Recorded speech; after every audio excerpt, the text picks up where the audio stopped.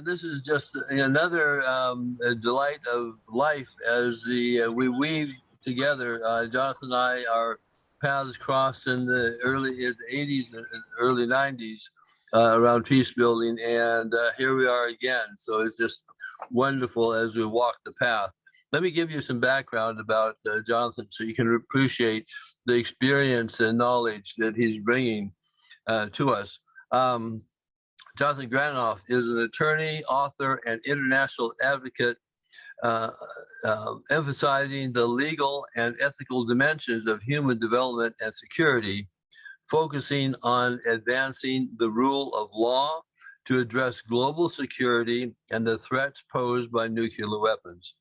He serves on numerous governing and advisory boards, including Lawyers Committee on Nuclear Policy, Fortune Forum, Jane Goodall Institute, the NGO Committee on Disarmament, Peace, and Security, Parliamentarians for Nuclear Nonproliferation and Disarmament, and Middle Powers Initiative. He chaired the special session on terrorism and threats to humanity at the summit of Nobel Peace Laureates in Rome of 2004, where he represented the International Peace Bureau, a Nobel laureate, Peace Laureate organization.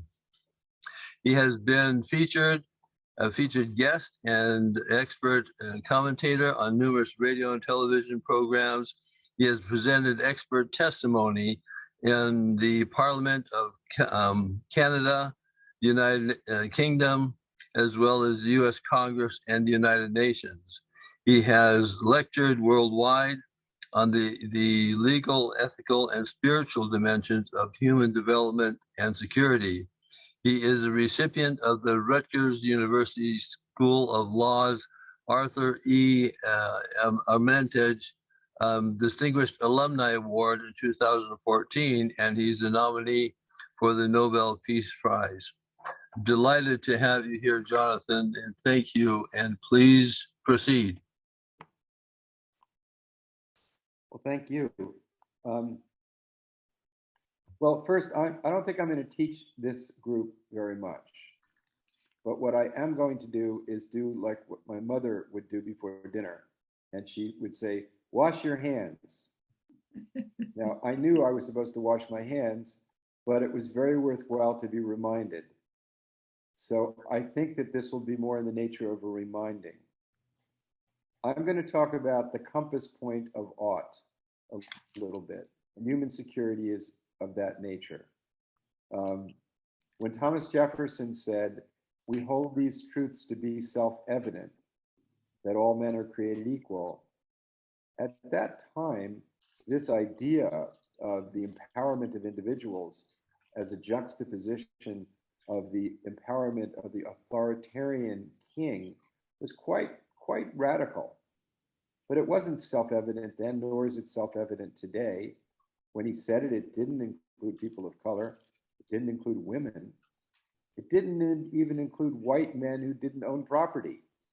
But implicit in it was the admonition of the ought, and it has grown and it has become the very compass point of the legitimacy of governance since that time. So when people say human security, it's too idealistic, that is a naive understanding of how history is moved. So I wanted to address that right up front, because I know there might be somebody here who has the disease of cynicism, and it's very dangerous because cynicism is always an excuse for not pursuing virtue with a passion. And we have to be those people that pursue the ought with a passion, because the world needs those examples. So I'm going to basically be connecting some dots around the theme of our personal as human beings, human security, how we find that, because that's the most important place you have to begin. We have to have security within our own beings. We have to have peace within ourselves if we're going to be makers of peace in the world. The Secretary General of the United Nations pursuant to several General Assembly resolutions, which have gotten almost no publicity whatsoever, has committed to mainstreaming the concept of human security. And I found it implicit in Article 26 of Chapter 5 of the UN Charter, which is a section that has never been used. It was invoked once by President Oscar Arias, the Nobel Peace Laureate from Costa Rica, who helped end 4 civil wars, fairly quixotic endeavor that he succeeded in. When he chaired the Security Council as the then president of Costa Rica, he invoked it. And what Article 26 says is that the Security Council shall convene the Military Staff Committee to come up with a plan to reduce expenditures in armaments and thus free up resources for social development. Now, that's not a resolution of the Security Council. That's not a resolution of the General Assembly. That's in the charter itself. So it's interesting that we as advocates do not pressure governments to actually fulfill one of the explicit duties of the Security Council. It doesn't say the Security Council may do this. It says the Security Council shall do this. And if there's anything that all of us on this Zoom would agree wholeheartedly, is that the extraordinary profligate expenditures for the pursuit of security through military means is way out of control, particularly in the United States, but worldwide. And so I think that it would be very good if all of us took a look at that portion of the charter and advance this idea that this is a charter obligation of the Security Council. Security is mainly pursued today based on a horse and buggy model of the 17th century that arose out of stopping the 30 Years' War over whose definition of Jesus' love was to be preferred. Protestants and Catholics massively slaughtering each other in Central Europe. So a bunch of wonks got together in a place called Westphalia and came up with the ideas that we'll make nation states. We'll make nation states, and we'll make Protestants can go here and Catholics can go there. And they managed to stop the killing, and they set up the notion of the modern state with which we're living today, which is mainly based on military nationalism and protection of borders. I'm not arguing in any sense that we have to do away with nation states, but it's insufficient to deal with the global problems that face every human being on the planet today. Pandemics don't have borders. Climate doesn't have borders. Oceans health, which provides 50 to 70% of our oxygen, doesn't have borders. And the other part of the third lung of the planet, rainforests, don't really care about borders. We all need that oxygen. There are many, the integration of the financial system. There are many issues that simply cannot be met at the level of the nation state. So the idea that policy must include the concept of human security, that it's how human beings live, that's the very purpose of the state. So I would argue that multilateral cooperation, pursuit of common security amongst states, is never a diminution of sovereignty. It's the very fulfillment of the values that give rise to the legitimacy of the state in the first place. That is the logical extension of the argument that Jefferson was setting forth in the Declaration of Independence, that the legitimacy of governance comes from those who are governed, that we create the state. The state does not create our liberties. We create the state's very existence in order to express our values. And one of the values we have today is going to be implicit in the presentation that I'm going to read. And I wrote it because I wanted to be very clear and concise about what I'm talking about. So here goes. This was my introduction. Okay. We live in a moment in history where the ethical and spiritual principles of wisdom converge with the global, practical, realistic policies that are required for humanity's survival, where the practical and the moral come together as never before. In the ancient Upanishads is a saying, the world is one family. That's actually over the Parliament of India. The world is one family. But in the Upanishads, it says this as a spiritual admonition, as an inner understanding that we all have to have. My argument is this has become a practical necessity. The ethical expression of this principle of human unity in various iterations, characterized as the golden rule, is demonstrably universal. It does not arise from any particular religion. It resonates from the awakened human conscience. Here is evidence of the breadth of its expression. In Greek philosophy, do not do to others that which would anger you if others did it to you, Socrates. Buddhism, hurt not others in ways that you yourself would find hurtful, Udana Varga. Christianity, all things whatsoever you would that men should do to you, do you even so to them, Matthew. Confucianism, do not unto others what you would not have them do unto you, Analytics. Hinduism, this is the sum of duty. Do not unto others that which would cause you pain if done to you. Mahabharata. Islam, no one of you is a believer until he desires for others that which he desires for himself. Hadith.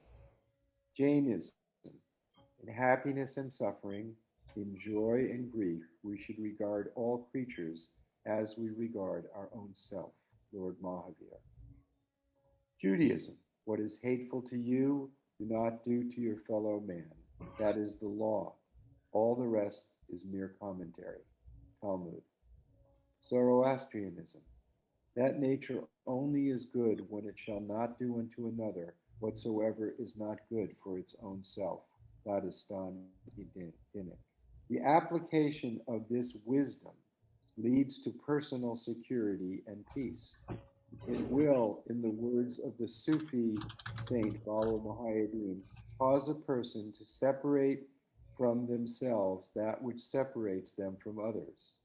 Anger, jealousy, greed, hastiness, prejudice, fanaticism, bigotry, vanity, and pride separate us from each other, as well as from the core of our own being, the luminosity of the soul, while love, compassion, tolerance, peacefulness, justice, humility, and patience bring us to the most magnificent secret of the human birth. Not only our connection with each other, but also unity with the source of all lives.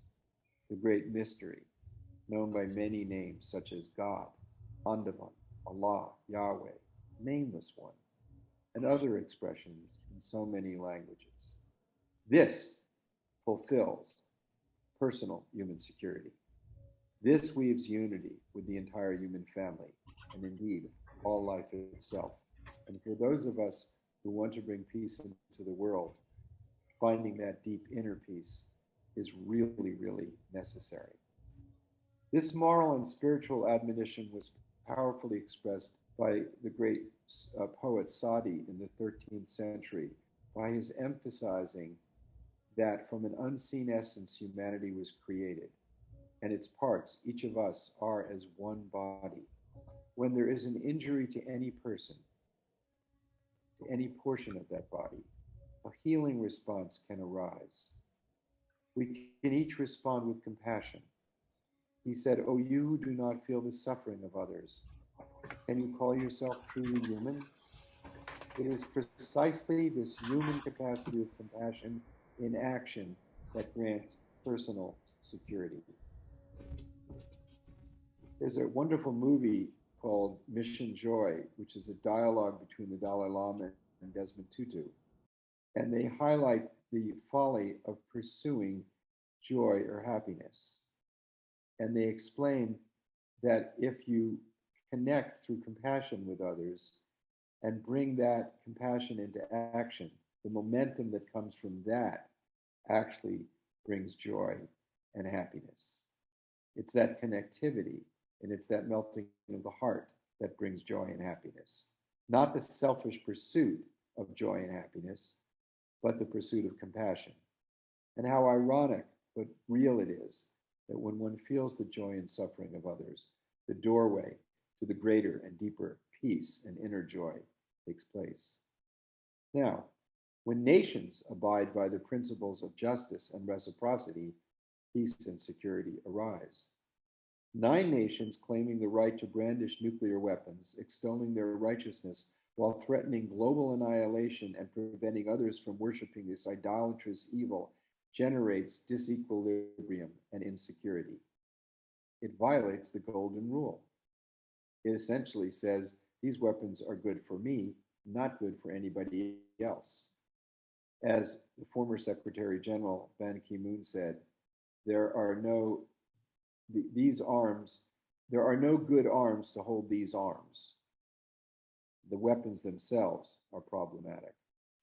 The reparations leveled on Germany by the victors after World War I brought us the chaos of Nazism, while the Marshall Plan, executed by the United States, built up Germany and Japan, the vanquished, and created allies and trading partners.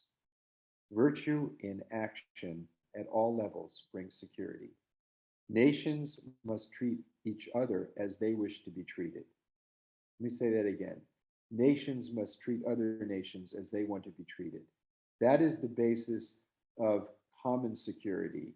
That is what ended the Cold War when Reagan and Gorbachev recognized that by caring for the security of the other, we would all gain greater security. Nations must treat each other as they wish to be treated. Institutions that claim moral authority, such as religions, must also apply this principle. This is the ethical basis of international human security. Imagine if religions treated other religions as they want to be treated. That would be extraordinarily transformative.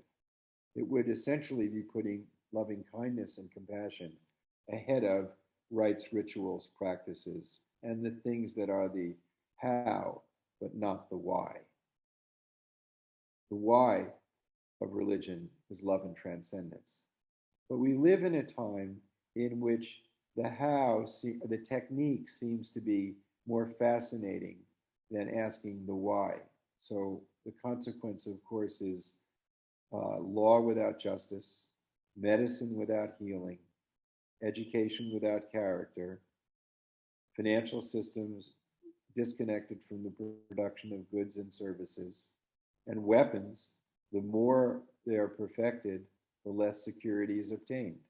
The most burlesque disconnect between how and why. So we have to bring art and beauty together. We have to bring philosophy back to the pursuit of truth.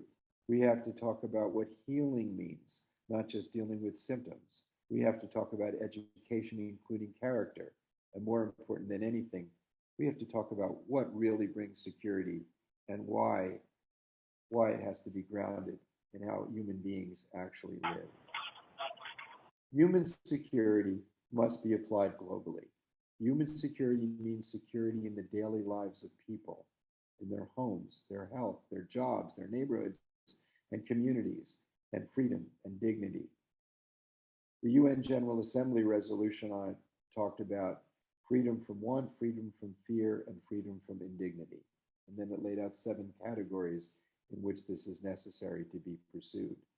And human security is the concept that can tie together the 17 Sustainable Development Goals, which are all too often siloed, but are truly integrated in the concept of human security. Human security is an approach, a focus, and a purpose that differs in its focus from pursuing nationalistic security through militarism. The world spent $1.9 trillion last year in the futile pursuit of security, overemphasizing military means. The first duty of every state is the security of its citizens. The real threats we face today are primarily global in both impact and solution. If we had pursued common security with Russia in the last decades, we would not have this horrific carnage in the Ukraine. That's very, very obvious. Because as recently as 2008, Russia wanted to join NATO, and they were laughed at and rebuffed. And then NATO said, we want to extend our reach into the Ukraine and into Georgia. Absolutely foolhardy to not see at that time the interest that we had in integrating Russia into the larger free world. There was a big debate in the 1990s. Secretary of Defense William Perry argued vociferously we should not expand NATO until Russia is comfortable and brought into the rest of the world. He lost the debate to Madeleine Albright and Al Gore, and we're living with the consequences today. Why did we do that? We did that because of the belief that peace and security are obtained through military power rather than addressing the common interests of humanity. Military pursuits of security cannot address the very real threats that are unique today that impact every life on the planet. And while the war in the Ukraine is going on, there's fires in the tundra, which, if they continue, are going to release enormous quantities of methane. That will make more of a difference to the daily lives of people in Russia, the Ukraine, and the United States than whose flag or what system of government takes place. These are the climate, the oceans, the rainforest, pandemics. These are existential threats. These deal with the very life and survival of humanity. These global threats we all face make us realize we are indeed one human family, and for our well-being, we must protect not just our species, but the entire web of life. We cannot continue to destroy species at 1,000 to 10,000 times the evolutionary base rate. The threats that compel a new realism based on global human security include the world's financial system, nuclear weapons, cybersecurity, biodiversity, the climate, the oceans, the topsoil, fresh water, and our collective health, which today's pandemic has shown us is fragile and globally integrated. The explosive use of less than 1% of the over 13,000 nuclear weapons in the world today would so adversely impact the ozone and the climate by throwing millions of tons of soot into the stratosphere that civilization as we know it would rapidly collapse. We simply must eliminate these weapons or this catastrophe will happen by accident, design, or madness. The consequence of failing to rapidly stop burning fossil fuels will be ever-increasing severe droughts, heat waves, water shortages, devastating storms, rising oceans and oceanic temperature changes, and the collapse of ecosystems.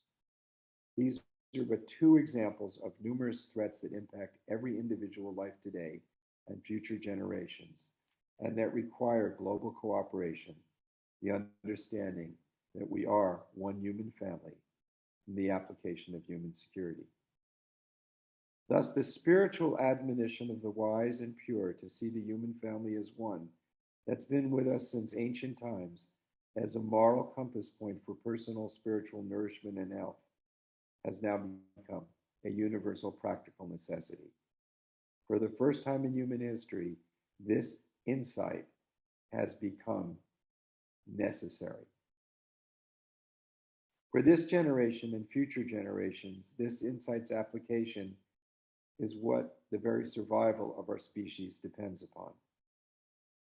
Not only must we, each of us, strive to apply the golden rule in our personal lives, but nations and religions must treat each other as they wish to be treated to bring global stability. This will transform the vain dysfunctional pursuit of the law of power, so often generating war and enormous suffering, to the stabilizing power of law. Law without justice brings tyranny and suffering, but law based on the compassion inherent in the guidance of the wise brings stability, flourishing, and peace. Today, the practical and the spiritually resonate in a convergence in a compelling and new way. Let us respond with our hearts, minds, and hands to the challenge. Will this be the short-term solution for the Ukraine?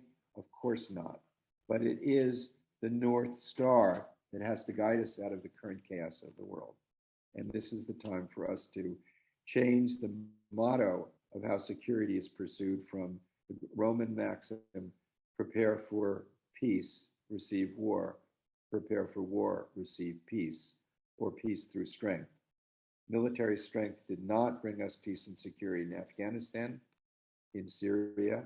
It will not bring peace and security in Kashmir, nor in the Ukraine, nor anywhere in the modern world. In fact, the great empire of the United States could not beat a ragtag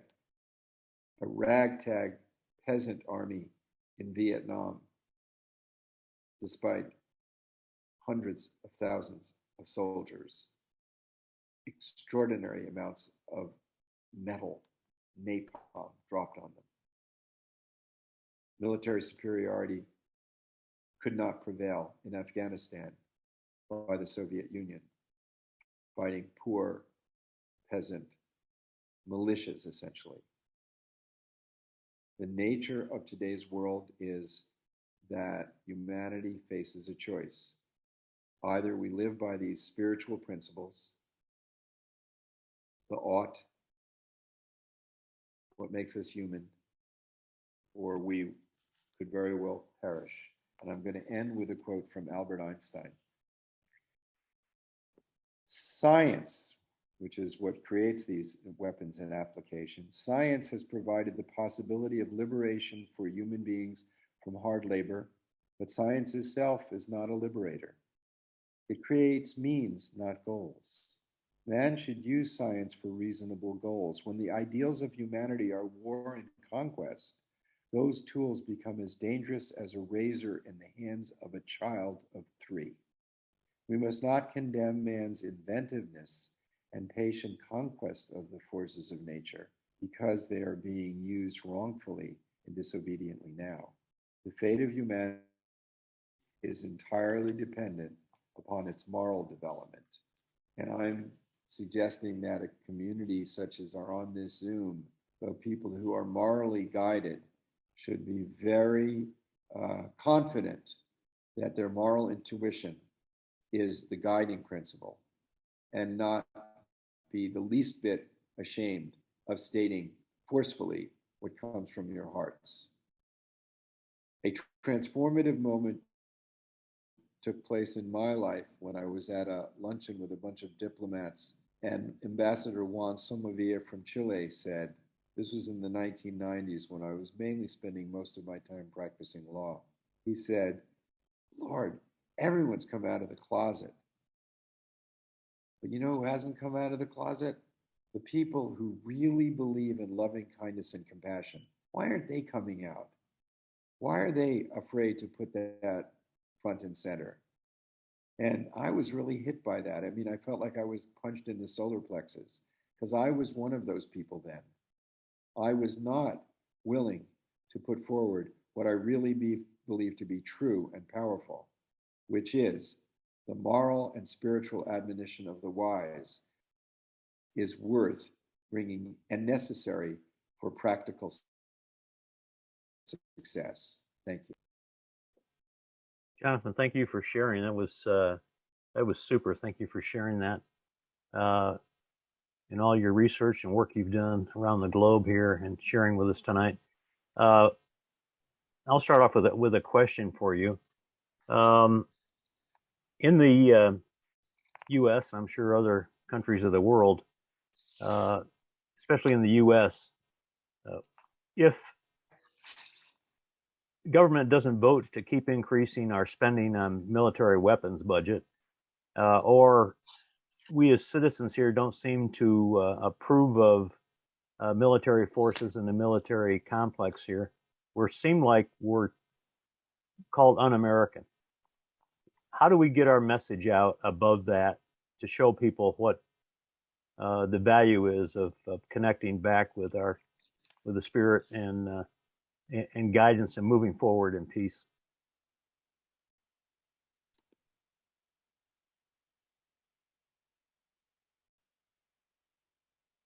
Jonathan, you still there?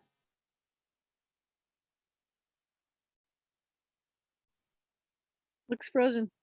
He looks a little frozen. There he comes. There Did you we catch go. that, Jonathan? I think you were saying how do we most effectively propose a more realistic paradigm of security than the military industrial complex is claiming is the most practical. Is Correct. that what you're saying? Correct. It's interesting. The only person that has argued the insufficiency of human security with me, and I actually kind of agree with him, was Governor Jerry Brown, and he said that he thought that was not a proper description, and that what we should be calling it is planetary realism. I think we should be making the argument that that human security is the realistic argument.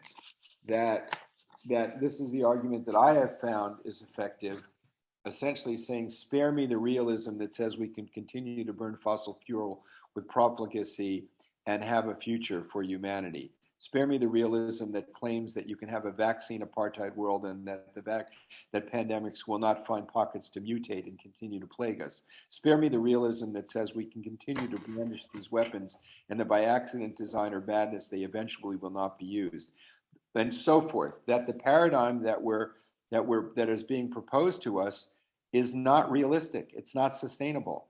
So I think that that for those people who are claiming that they are the realists, I think we should challenge them on their grounds that they want to argue that they're not being realistic. That to me is the one of the problems that we have is that we are reluctant to put forward leaders and spokespeople. That's just the nature of the progressive movement right now. You know, I can tell you that as a typical alpha male professional advocate, I'm not demographically acceptable to the progressive movements in our country. Just demographically, I'm white, I'm a lawyer, and I'm an aggressive male. You know, and that's just not going to happen. So we need we need to want to win. We need to want to win. This is not an issue of just it feels right and it feels good. We need to use skillful means and know the different constituencies to which we're speaking. By the way, I would urge everybody I just put together a program for the American Bar Association. We just put it up on the Global Security Institute's website on saving American democracy. And so for that,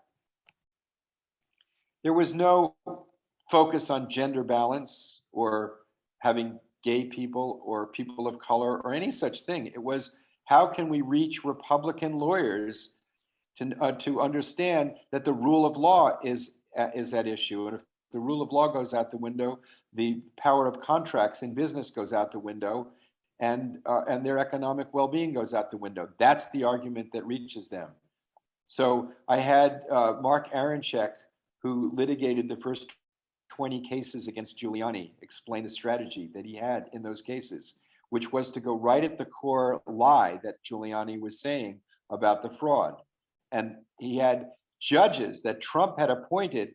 Those were the judges that ruled in favor of upholding the legitimacy of the election, because they actually do believe in the rule of law and they're not going to give up their power. So the strategy was correct. The next person that spoke was Jamie Raskin.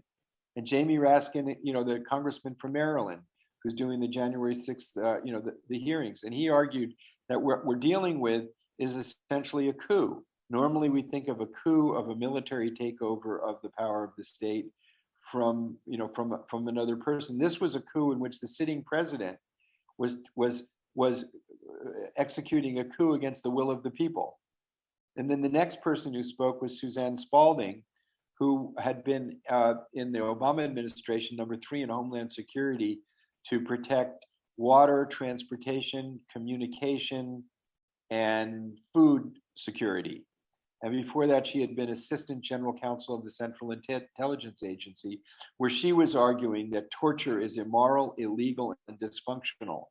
And she was talking about the fact that civics education has been taken out of our school system, and therefore people don't understand that this is not a debate about what's true, but this is a debate about the rule of law. And the last person that spoke was the first woman head of government in North America, Kim Campbell, who was at the previous Prime Minister of Canada. She was also the Justice of the Minister and Minister of Defense. And she talked about the importance of the United States being a nation in which individual moral agency is the central theme of the power of the state, rather than the authoritarian regimes of Mexico, Brazil, Russia, China, etc. And that what's at stake is whether we will have freedom and democracy in the world. And then I talked about how without those elements, our pursuit of the elimination of nuclear weapons and a change in the paradigm will not have any place that it can take place. So we have a bunch of crises all before us, and I think that's why I'm emphasizing to this community how important it is for us to have moral clarity. That we're talking about application of universal moral principles like the Golden Rule, application of compassion and caring for the poor and the disenfranchised. We have to be the voices for those universal principles, and they're not in the public sphere. And I think we need to argue those moral principles and the practical simultaneously. That's my suggestion. It's not simple, but straightforward. No, it's not. David Wick, get your hand up. Jonathan, I completely agree with just what you just said about the moral principles. I mean, the Golden Rule, which is the perfect example, and that cuts across everything, and to do it with deep understanding, because there's energetics here. I mean, just talking about there's consciousness. We're talking about consciousness. We're talking about how to evolve our consciousness or how to influence others and mindset. And so one question is, what have you found to be effective in helping to influence or guide others in their mindset toward embracing the Golden Rule, that principle, that value? And the other is, it also seems to me that part of it is hugely around communication, because what's happened to impact people's thinking is a bombardment of one type of communication, one type of thinking, and that we need to be bold about what we're doing. We can't, just be sitting around. I mean, not that we're sitting around, but anyhow, we have to step out boldly and perhaps at times loudly and continuously about the Golden Rule. But I just want to see where you see what is going to have the greatest impact along this line. Well, I'm a fellow in the World Academy of Arts and Science, which was founded by Oppenheimer, Bertrand Russell, Albert Einstein, the people who wrote the famous manifesto, Forget Your Humanity. Remember your humanity, forget the rest. Forget your humanity and die. It's our goal to mainstream human security. I think human security is a concept which cuts through all of these issues, because it centers policy on people, and that's what's lacking. Right now, all the policy discussions are about the security of the state, but not the security of people. Not the security of people. Right. Let me give an example. In Pakistan, and the way the most powerful behave has enormous impact. So the status that these weapons bestow is toxic. In India, 70% of the malnourished children in the world are in India and Pakistan. 30% of the children in each of these countries is malnourished. As far as they're concerned, they've already lost a war. Their lives are irreparably damaged. It's utterly immoral for these countries to be spending tens of billions of dollars. It's literally a theft from the lives of these children tens of billions of dollars to produce weapons of mass destruction that they can't use. They can't use them. And they do it purely to be part of the club of status. So we need to condemn these weapons as not granting status, but as condemnable instruments of destruction. They don't bring security. They can't bring security, and challenge the argument that they do. I mean, what ended the Cold War was when Reagan and Gorbachev got together and said, let's get rid of these things. That created a bond of trust that allowed them to start talking about common security. And it's no small measure that from that walk in the woods, we went from over 70,000 weapons down to less than 14,000. Let's not forget, what happened. This is very recent. This was a huge achievement, but it's not politically viable in the current culture for anyone to take a victory lap for getting rid of all those weapons. And we're about to enter into a new arms race, and I think we have to challenge that. We've got at least 4 other questions here coming up. Bonnie Lee, please give us your question, then we'll go to Elizabeth next. Thank you very much. I want to say that you gave a wonderful talk today. I sure do appreciate it. The question that I have, and normally I'd be bringing up the United States Institute of Peace as to whether or not you've ever presented anything like this to them. But what I would really like to know is if you're familiar with or ever presented this to, and I'm going to give the initials PKSOI, which stands for the Peacekeeping and Stability Operations Institute. It's a branch of the War College, basically totally on peacekeeping, and they do things from the public very often. Are you familiar with them, and have you presented anything like that to them? No, I presented at Annapolis to the cadets at Annapolis and talked about Article 6, Clause 2 of the Constitution, which is called the Supremacy Clause, and about how utterly irresponsible it is when we violate our treaty obligations. And I got a standing ovation from the cadets, to the consternation of their officers. But no, well, I haven't done it. But if you nominated me to speak there, I would be glad to. I have put the link in the chat, and I highly recommend you take a look into it, because like I said, they do definitely accept papers from outsiders. Great. PKSOI. Okay. And what was the other question you had? I think it was it. We're going to move on to Elizabeth here. Elizabeth?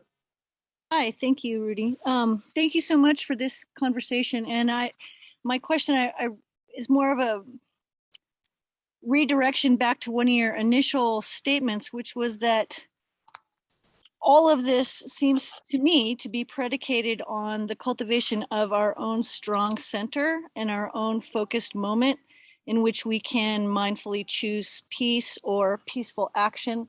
And that in so doing, we're then able to know our next right action and collaborate with our fellows to move that forward in coalition or what people are suggesting, writing, speaking. So can you speak a little bit to that in the context of these huge bodies of politicians, actors, United Nations, all of these giant forum? Do you come back to that moment of self focus and of practice of listening to the still small voice that we have heard of in many different traditions? How do you speak to that? I agree with you 100%. I think that when you act from that, amazing things happen. That's been my experience. Yeah, me too. I mean, that's it. That's the focus of the education that we do with our organization. And I'm working with youth, and so and the people educating youth, and so those people are necessarily focused in a certain way, a certain mindset. I appreciated what you said about being, you called yourself aggressive, an aggressive white male, because that message isn't always met in that context. And it's also sometimes challenging to understand the right phraseology to even get it in the door, to be honest. And so I'm wondering from where you stand, I want to leave room for other people, but I'd love to have that conversation with you because I'm fascinated by it, and I've worked really hard to find the ways to I'll get it. tell you the best example of scaling in this regard is Jane Goodall's Roots and Shoots. And the reason is that it creates this space of empowerment for young people. Exactly. And it's just based on principles, which is what I'm talking about, and then letting the intrinsic creativity of people flourish. Yeah. And exactly. so I've been working with Jane for, if you want to see us working together, just Google the two of us in YouTubes and Vimeos. I was asked to do the Oxford Union debate this past year. I was supposed to debate Theresa May, but she punked out. And so they asked me if I'd give a keynote lecture, and I said no, because I'm not famous and I haven't, it's not the way I've operated differently than that. But I have a friend who's famous, and so we'll do a dialogue.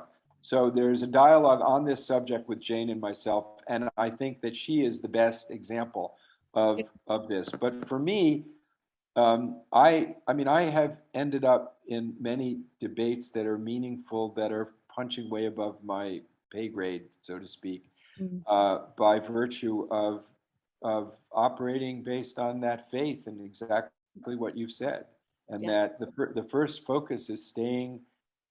Let me phrase it this way: that the most important thing is to find the essence of your humanity, and know that momentum will arise from that discovery. Truth. Yeah. You don't need to ask the question of what you need to do. I promise you that if you go to that place, what you are to do to fulfill that deepest part of you will manifest in front of you fast. Mm-hmm. That's how it works. I mean, this is a faith-based analysis, but it's not faith. It's not faith in the unknown. It's faith in the power of a God of love and compassion. Mm-hmm. I agree. Thank We're you. going to jump over here to Joanne and then Lori. Joanne, unmute yourself. I wanted to add to the applause that I think we're all feeling now with your inspirational talk. I wondered if you were familiar with when Peter Moore from the Red Cross was speaking to the nations on why abolition of nuclear weapons is important. He brought up the concept, especially when working with the military, to make sure that any military action had a humanitarian consequence component. It's not that you were trying to decide what's the best strategic methods that you should employ, but what destruction are you creating with what you are doing? And it's just a different side of human security, but it's an important one, especially if there is the discussion with military people who need to win a war. I think the nuance of his argument is that the argument that nuclear weapons are intrinsically non-compliant with international humanitarian law is met with the argument that if the intention is to use the weapons in such a manner as they do not violate international humanitarian law, that intention governs, and that the consequences are called collateral damage and thus do not violate international humanitarian law. His argument is that the intention is, if the intention is so past connected from the consequences, it's the wrong way to look at it. So the question before was whether at the Peace Institute I had ever raised this argument, and the answer was yes. That Anita Freed, who was Deputy Assistant Secretary of State for Nonproliferation, was there, and I asked her if she could describe an instance within the single integrating operating plan of our nuclear arsenal in which the weapons would be used in reality that would not violate international humanitarian law? And she couldn't give me an answer. So I think, there's a law review article that I participated in writing that's been widely distributed, that I wrote with John Burroughs of Lawyers Committee on Nuclear Policy and Charles Moxley, who's a professor on this. You just Google my name in international humanitarian law. And basically what we did was we went through the military manuals of Air Force and the Marines and the Navy, international humanitarian, and then we argued that these rules are not being applied to nuclear weapons. How did I come up with doing this? Well, it was because was concluded that nuclear weapons had to be eliminated. He wanted some briefings on how is this issue taught at West Point. So I got together with Gary Solis, who taught international humanitarian law at West Point for 25 years, who simply said that when it comes to nuclear weapons, it's marginalized and there's really no real teaching on it. Because if it were really taught to the bombardiers, and they couldn't be able to justify it. Now, the International Court of Justice addressed the issue in its landmark decision in 1996 that it issued, addressing the legality of the threat or use of nuclear weapons. And the court said that they could not rule that in all instances that the use of nuclear weapons would per se violate international humanitarian law, which prohibits the use of weapons that don't discriminate between combatants and civilians, cause unnecessary suffering beyond a specific military objective, cause irreversible environmental damage, etc. Because in the case, the United Kingdom and the United States posed hypotheticals which said, would the use of a nuclear weapon in the high seas or in the Gobi Desert against a specific troop deployment violate international humanitarian law? And the answer is, it probably wouldn't. But to me, that's like making the unique exigent circumstance the norm. That would be like saying that the unique circumstance of rushing somebody to the hospital driving 100 miles an hour down Main Street to save someone's life means if you can do that in that unique circumstance, that you can throw out speed limits. That's essentially how I view the argument, that they were making the exigent unique circumstance the norm. So the court, in order to address this, said we don't have enough evidence to resolve it, but it seems absurd to legitimize the use of a device that could end all civilization in protection of something that we created, the state. So the court unanimously held, in addressing this anomaly, that there is a duty to negotiate the elimination of nuclear weapons that all states are bound by. That's the unanimous decision of the International Court of Justice on the subject. Because of this anomaly, they said the resolution is a legal instrument or instruments eliminating nuclear weapons, which we still don't have in negotiations yet. The TPNW is a good thing. It highlights the issues, but it doesn't do that. Okay, we're going to jump over to Lori. Unmute yourself, Lori. So I have a request to all the men here, and I have another request to all the women.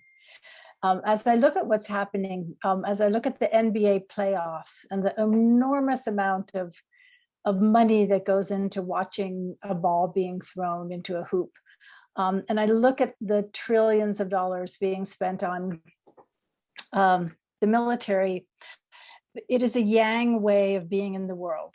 It is that aggression that is dominating a tremendous amount of resources and suffering on our planet. So I ask all you white males to shout out just what you're saying, Jonathan, to shout out the centrality of love and of children.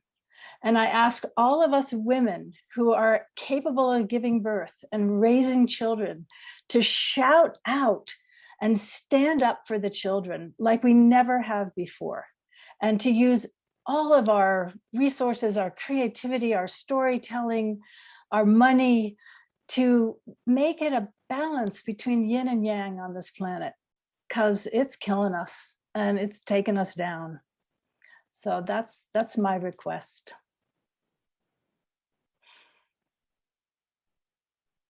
Very good thoughts. For I think a way of doing this might be if we challenged every political candidate to answer 3 questions. What are you doing to eliminate poverty? We've never had a small portion of the expenditures of war could do that. Never before has this opportunity been presented to humanity. Jesus said, you know, what you do to the least amongst us, you do to me. Beautiful. Yeah. Gandhi said the best way to evaluate a policy is to imagine the least enfranchised person you've ever seen and think, is this a burden or a benefit to them? The second question is, what are you doing to protect the climate? Mm-hmm. Because that involves changing reporting requirements in the SEC. It involves changing economics. It involves changing how we move from point A to point B. It involves a lot of things are incorporated in that. And 3, what are you doing to eliminate nuclear weapons? Not whether we should, but what are you doing? What are you doing to do that? And then the 4th question I think we ought to ask ourselves is, given who I am I finding the highest love within myself and bringing it into action?